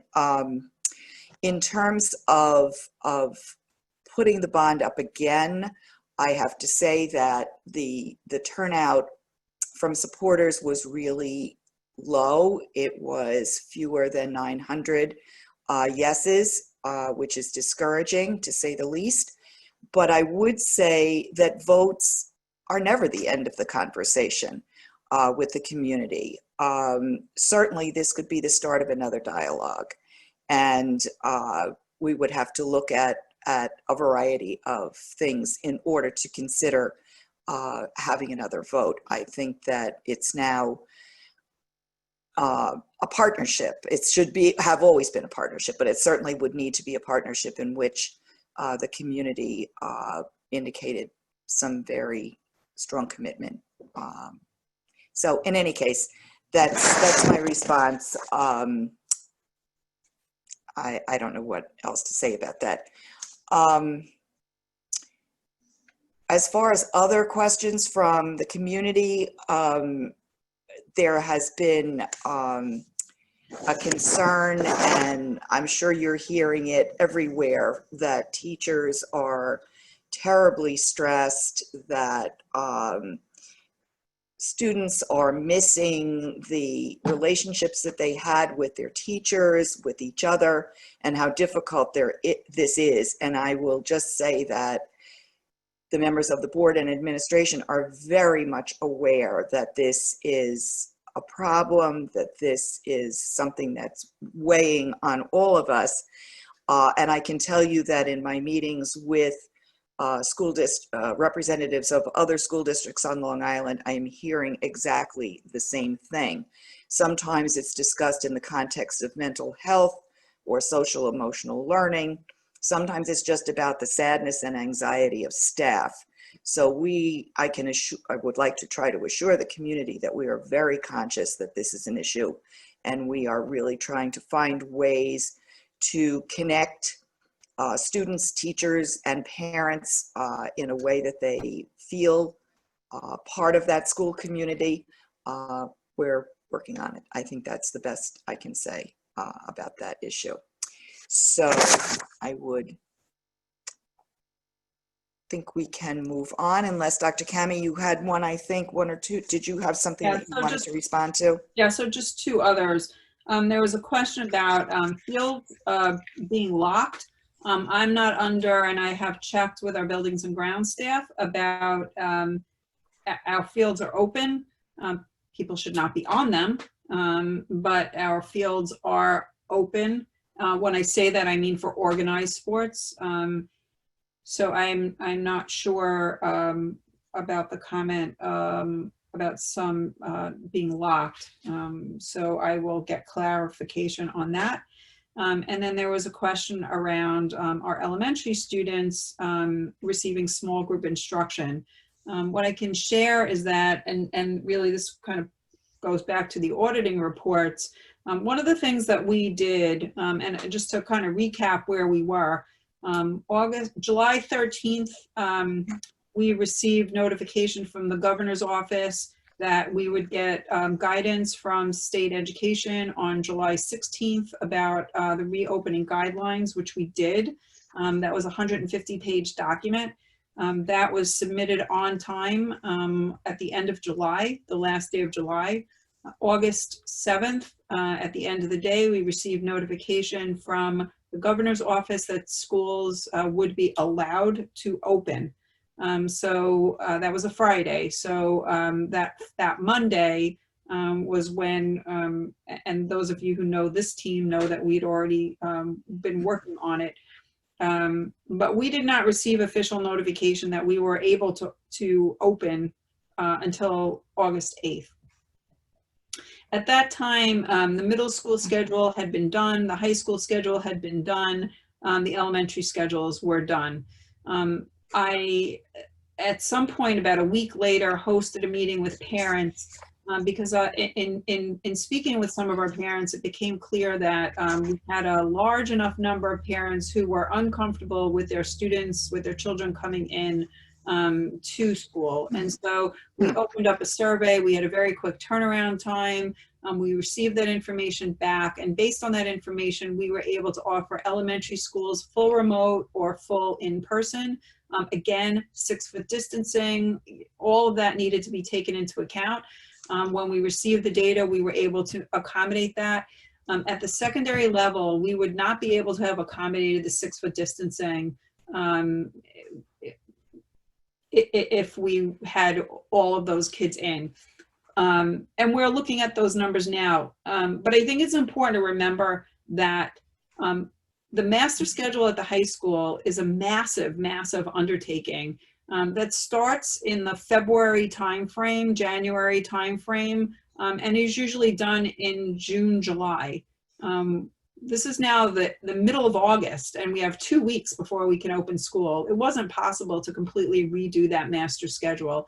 And so it is a fact that we could not separate fully remote from hybrid kids as much as we wanted to separate them. We have looked at that, and we are examining how many additional teachers we would need in order to make that happen. So the dilemma becomes, we have received about $1 million shortfall in state aid. We've expended about $4 million between PPE and technology and additional cleaners and additional staff, particularly at the elementary level, to make those class sizes small. You know, I'm pretty conservative in my spending. And when I go near Dr. Robinson's office now, I could see him start to sweat. So, you know, we need to be mindful of, you know, how much we spend, because what we do now will affect us a year and 2 years down the line. You may not see it right away. The other thing that I think is important to recognize is, you know, we were told that we would not see a decrease in state aid in the month of September. I'm going to cast some doubt on whether or not that is actually going to be true or not. We are seeing signs that, in fact, that may actually not be true. But again, up until this point, before our September state aid check, we're in a shortfall of state aid by $1 million. That's June, July, and August, $1 million. And so we are doing the best that we can, given the circumstances around everything. The last thing I just want to comment on is elementary students, for the most part, not completely, but for the most part, we have kids in classes of 12, 13, 14.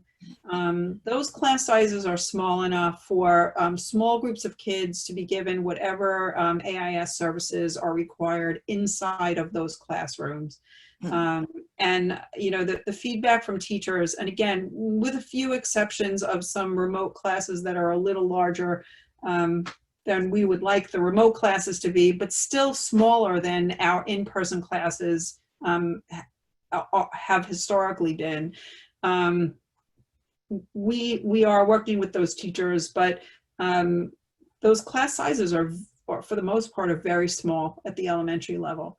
And so any kind of additional support that those kids might need should be able to be done inside the regular classroom.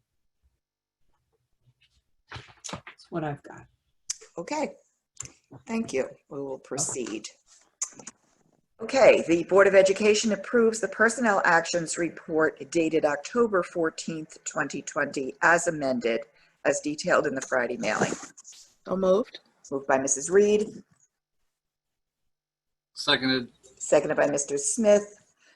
Because this involves the names of individual staff members, we do not discuss it in public. All those in favor?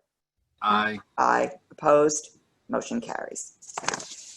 The Board of Education approves the recommendations for the services of the Committee on Special Education, Sub-CSE, 504 Committee, and the Committee on Preschool Special Education in January, February, March, April, May, June, July, August, and September of 2020, as detailed in the Friday mailing. So moved. Moved by Mrs. Reed, Seconded. seconded by Mr. Smith. This involves the names of individual children, so we do not discuss it in public. All those in favor? Aye. Aye. Opposed? Motion carries. The Board of Education approves the home tutoring and special education service reports as detailed in the Friday mailing. So moved. Moved by Mrs. Cool, seconded by Mrs. Reed. Again, this involves the names of individual children. We do not discuss it in public. All those in favor? Aye. Aye. Opposed? Motion carries. The Board of Education accepts with thanks the donation of $60,000 from the Herman Auerbach Memorial Trust Fund. These funds will be used to support professional development, curriculum enrichment, and innovative programming in Baldwin schools as approved by the Superintendent of Schools as detailed in the Friday mailing. Moved by Mrs. Reed, Second. seconded by Mrs. Dreska. Are there any comments or questions? Say thank you. Thank It's you. also nice to have people well connected that we've gotten this award, I think, what, 6 years in a row? Yeah. 7 years in a row, because we have someone who has been able to parlay this for us, for our students. So Right. thank you. Yes, thank you. Indeed. Indeed. All those in favor? Aye. Aye. Opposed? Motion carries. The Board of Education accepts with thanks the donation of $700 from Ridgewood Savings Bank that will be used to support the annual mentor-mentee breakfast at Baldwin High School as detailed in the Friday mailing. So moved. Moved by Mrs. Reed, Seconded. Second. seconded by Mr. Smith. Are there any comments or questions? Yes, Mrs. Reed. Thank you very much. Indeed, indeed. All those in favor? Aye. Aye. Opposed? Motion carries. The Board of Education accepts with thanks the donation of $2,508 from the Simon Youth Foundation Enhancement Grant to Baldwin High School at Schubert for the 2020-2021 school year as detailed in the Friday mailing. Moved by Mrs. Reed, seconded by Mrs. Dreska. Are there any comments or questions? Again, I thank you just very couldn't much. remember, Dr. Cami, is this amount the same or about the same as last year? It's generally around the same. It's really dependent upon their number of sites. Okay, thank you. And thank you to Simon Youth. All Yeah. those in favor? Aye. Aye. Opposed? Motion carries. The Board of Education approves the 2021-2022 budget development calendar and school budget deadlines and actions as detailed in the Friday mailing. So moved. Moved by Mr. Smith, seconded by Mrs. Reed. Are there any questions or comments? How quickly can that school year come? Oh, not soon enough. All those in favor? Aye. Aye. Opposed? Motion carries. Board of Education accepts the financial statements as presented by the external auditors, Cullen and Danowski LLP, and reviewed by the Audit Committee at the Audit Committee meeting on October 14, 2020. So moved. Moved by Mr. Smith, Second. seconded by Mrs. Reed. Are there any questions or comments? All those in favor? Aye. Aye. Opposed? Motion carries. The Board of Education accepts the initial risk assessment as presented by the internal auditors, Naraki Smith, and reviewed by the Audit Committee at the Audit Committee meeting on October 14, 2020. So moved. Moved by Mrs. Reed, Seconded. seconded by Mr. Smith. Are there any questions or comments? All those in favor? Aye. Aye. Opposed? Motion carries. Okay, as board president, I am calling for consideration of a consent agenda for business items 7 through 19. Are there any items that members would care to withdraw from consideration under the consent agenda for further discussion? Okay, do I have a motion to approve the consent agenda, including business items 7 through 19? So moved. Moved by Mrs. Reed, Seconded. seconded by Mr. Smith. All those in favor? Aye. Aye. Aye. Opposed? So, do I have a motion to approve business items 7 through 19? So So moved. moved. Okay, moved by Mrs. Reed, seconded by Mrs. Dreska. All those in favor? Aye. Aye. Opposed? Motion's carried. Okay.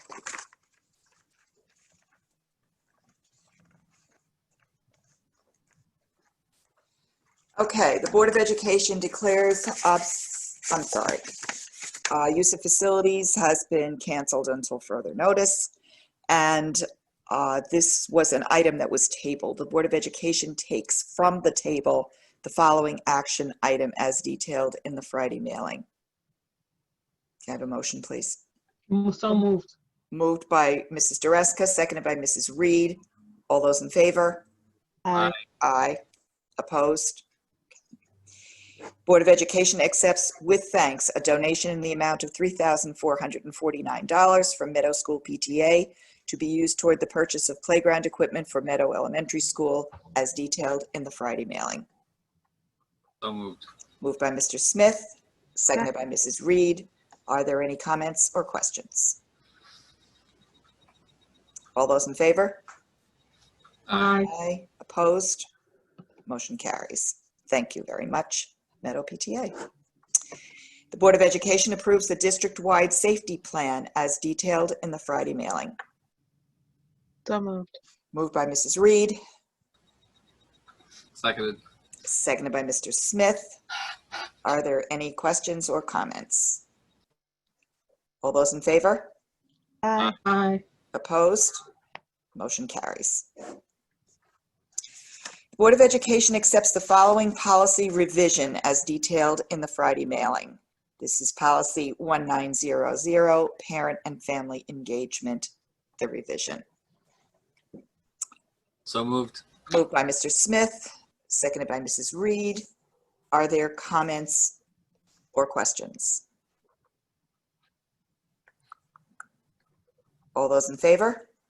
Aye. Aye. Aye. Opposed? Okay, motion carries. The Board of Education approves the following resolution. Whereas the school district received notification that its American Sign Language teacher resigned from the school district, and whereas the school district has students enrolled in an American Sign Language course in the school district, and whereas the school district wishes to partner with Molloy College in order to have a teacher for the American Sign Language program, now therefore be it resolved that the Board of Education authorizes the school district to enter into an agreement with Molloy College to permit an American Sign Language teacher to teach a course to school district students in the amount of $20,000 for the school year. And now therefore be it further resolved that the school district will transfer funds from the scholarship fund in order to pay for this agreement with Molloy College to allow for school district students to take American Sign Language for the 2020-2021 school year. So moved. Moved by Mr. Smith, Second. seconded by Mrs. Dreska. Are there any questions or comments? All those in favor? Aye. Aye. Opposed? Motion carries. Okay, does anyone have anything under other?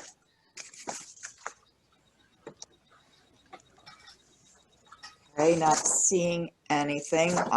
We have a few dates coming up. I will not read them all, but there is a meeting of the Baldwin Foundation for Education on Monday, October 19th at 7:30.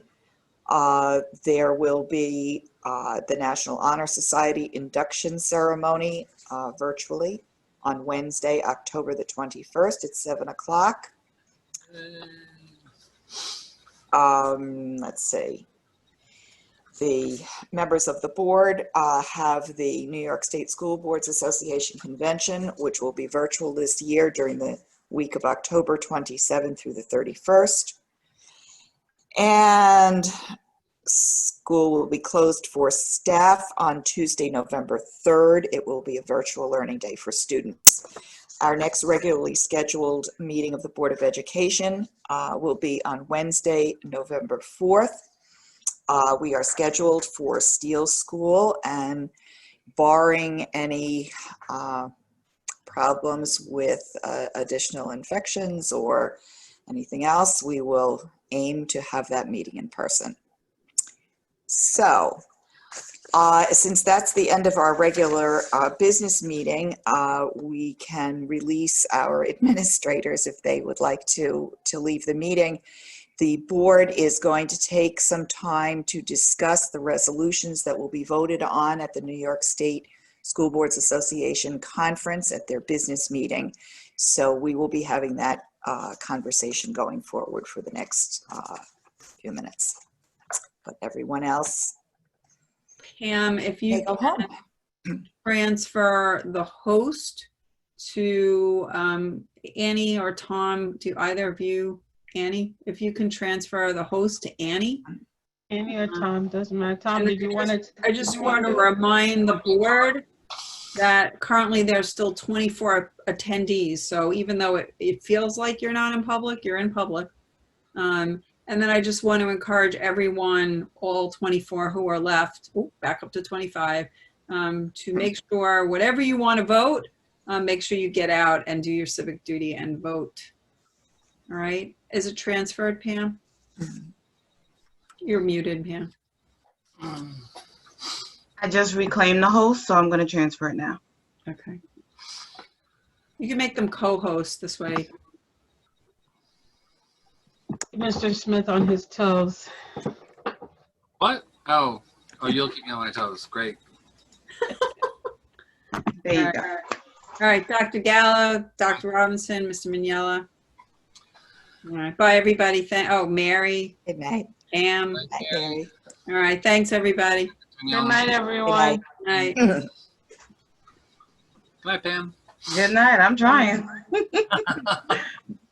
Hang out with us. Do you have to stay on with us too? No. Okay. That's good. All right. You ready, Mary Jo? Yes, I know that we don't want to prolong this too long. So what I will do is, I don't know if you have them before you, I will read through the resolution. I will entertain any comments that you might want to make, and we'll just move through them fairly quickly unless there are things that you really feel that you want to discuss or ask a question about. So, number one is a sunsetting resolution, which simply means that this resolution was already in place and we are being asked to reauthorize it. And NYSBA to advocate for overhaul of the current inadequate testing system. So that was supported at earlier meetings, and unless you have an issue with that, I assume we would continue to support it. NYSBA supports legislation making it easier for districts to recover attorney's fees related to special education where the district is the prevailing party. NYSBA, again, jump in if you want to ask something. Otherwise, I'll just read through them and then we can just accept them as a group. Mary Jo? Yes. I had the question on that. So if the district doesn't pay the attorney fee, is the family responsible for all of that? Yes. And part of the reason that NYSBA has taken this stand, and you will see some other special education related resolutions, is because there are so many lawsuits in that arena. many of them are frivolous, maybe an exaggeration, but districts are faced with very, very large numbers of cases in that arena. So we are just trying to protect the finances of the taxpayers of the district, especially where we are the prevailing. If we are the prevailing party, then we feel that that will discourage suits. Okay, NYSBA to support legislation to shift the burden of proof in special education complaints from the district to the party seeking relief. And that again is in response to large numbers of lawsuits. NYSBA to seek legislation and/or policy changes to mandate local industrial development agencies to include affected school districts in development of any payment in lieu of taxes agreements. NYSBA to support legislation at state and/or federal levels to allow and enhance sharing of services among school districts and other municipalities. NYSBA to support proposals to expand opportunities and capacity for online learning. Number 7, NYSBA should support proposals to incorporate pre-kindergarten funding into school aid formulas used for K-12 education. I don't know if you have any questions or concerns about that. This crops up periodically. The conversation around it usually has to do with the fear of districts that if we approve funds for a particular thing, it will simply be removed from another category. So a lot of districts are a little careful about that. I wouldn't be surprised if this is debated at the business meeting. Mary Jo, quick question. Mm-hmm. So I'm just wondering real quickly. So this is trying to incorporate for pre-K, but is there anything for kindergarten? Because also the conversation becomes, you know, there are things that you're trying to do that and things are not in place for kindergarten. So that has come up a lot, and now that you're asking me the question, I don't remember off the top of my head what the result was in the past when that has come up. But yes, that's always a concern. And actually, one of the districts that was involved in the conversation suggested that perhaps someone might be interested in rewording this to make pre-K a grant program rather than in the formula. So again, I wouldn't be surprised if this is debated at the business meeting. But I don't know the answer to your question. I'm sorry. All right, number 9.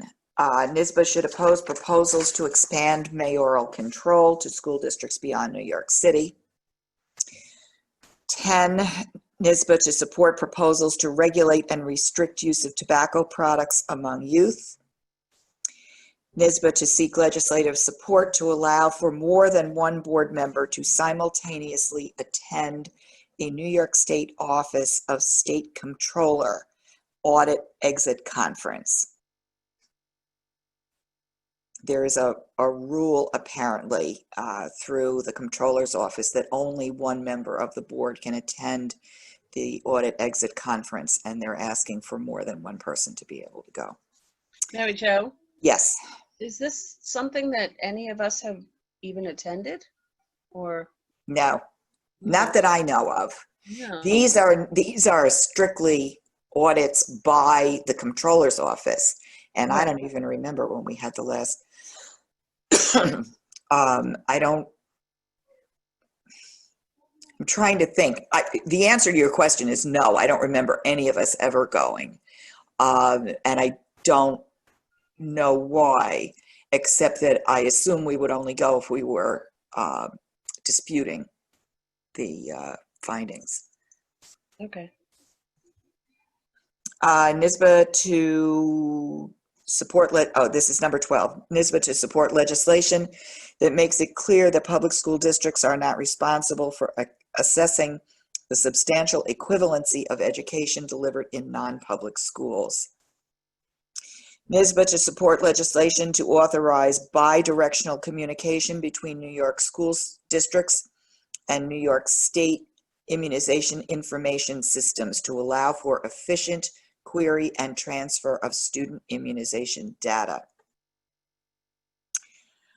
Let's see, 14.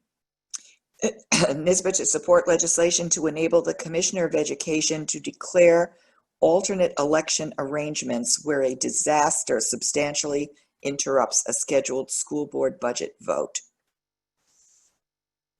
Can't imagine where that came from. NYSBA to seek support legislation to provide training and certification for professional parent advocates to attend Committee on Special Education meetings and hearings. I don't know if any of you are familiar with CSE meetings. This was something I did not know. This has nothing to do with bringing someone, a family member or whomever, to testify at a CSE meeting. It has to do with professional paid advocates. And they are saying that if you are going to have someone at a CSE meeting that is a paid advocate, that they should have training. And they should have to go through training before they can be a paid advocate. So that's what that's about. NYSBA to support legislation that promotes reduction in costs associated with an impartial hearing, independent evaluations, requests, and attorney's fees associated with due process claims. And this too is really about companies and individuals who make money and who serve as professional advocates, that there needs to be some regulation around them. NYSBA to support increased state and federal funding to provide educational equity by addressing the digital divide created by limited access to technology and broadband. 18, NYSBA to oppose mid-year state aid cuts to allow for educational continuity and fiscal stability for school districts. And 19, NYSBA to produce and widely recommend adoption of a board policy or language to existing policy related to child abuse, stating that that adopting district will encourage and facilitate all school personnel to participate once every 3 years in a course or workshop that presents information on signs of child abuse and responsibilities of reporting it.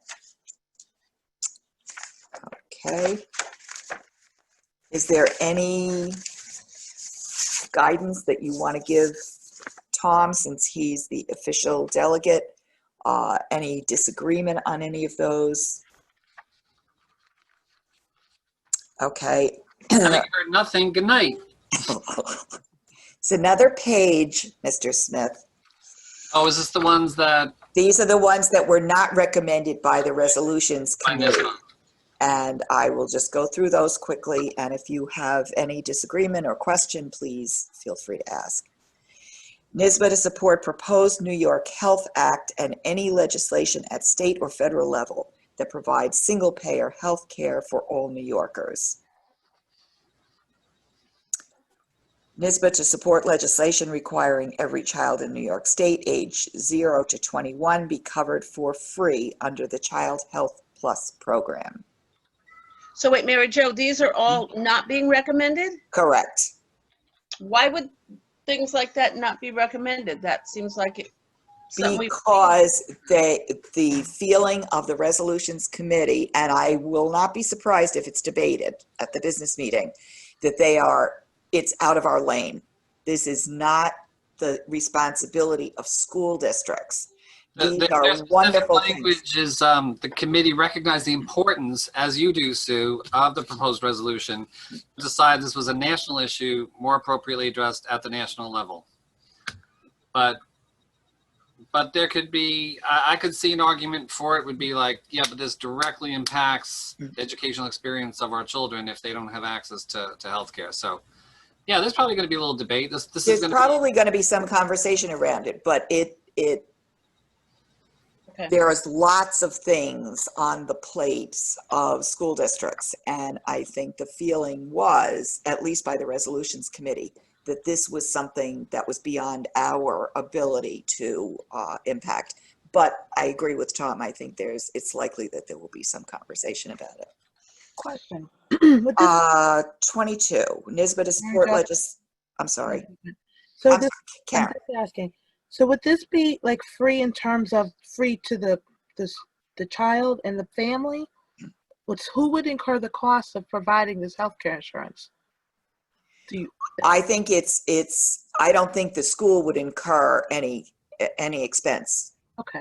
This is advocating for a national health coverage. Tom, is that your understanding? Well, isn't Child Health Plus like a New York State thing? Right, it's a New York State program, but it's The state in other words, pays these for are it public programs that if you can't afford health insurance for your kids. Well, I want to double check. It wasn't something like it would be an unfunded mandate. No. Oh, no. Just that we're kind of, do we want to be advocating for that? Right. Gotcha. Thank you.